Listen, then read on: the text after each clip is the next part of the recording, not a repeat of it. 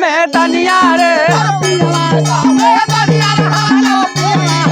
अरे पीर का में दनिया बाजो पीर का में दनिया रे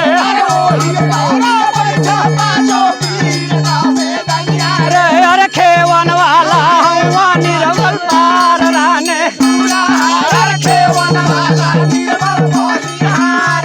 अरे खेवन वाला निर्मल बलिहार राने दूल्हा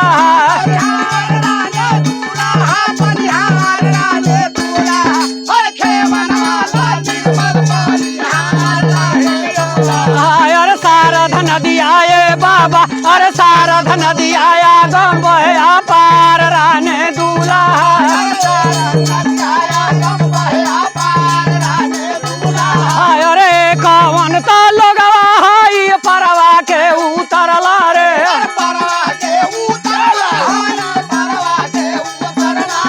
अरे परवा के उतरला हाई परवा के उतरला रे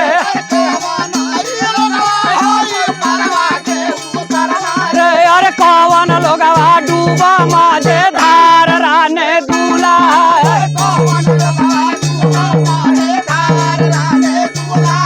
अरे कवन लोगवा डूबा माझे धार राने दूल्हा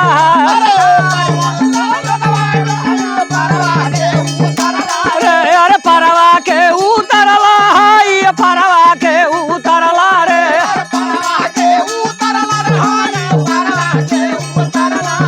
अरे कवन जे लोगवा रहला परवा के उतरला रे अरे सारध नदिया ये बाबा अरे सारध नदिया गम बहया पार राने दूल्हा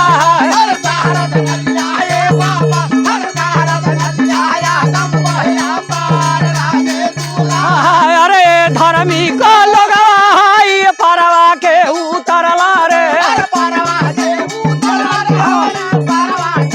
अरे परवा के उतरला हाई परवा के उतरला रे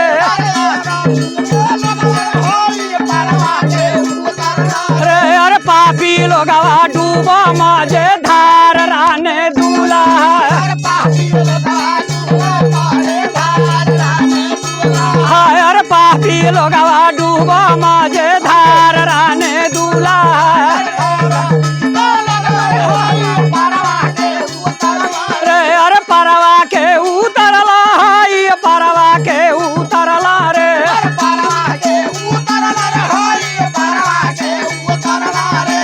धर्मी का लोगवा रहला परवा के उतरला रे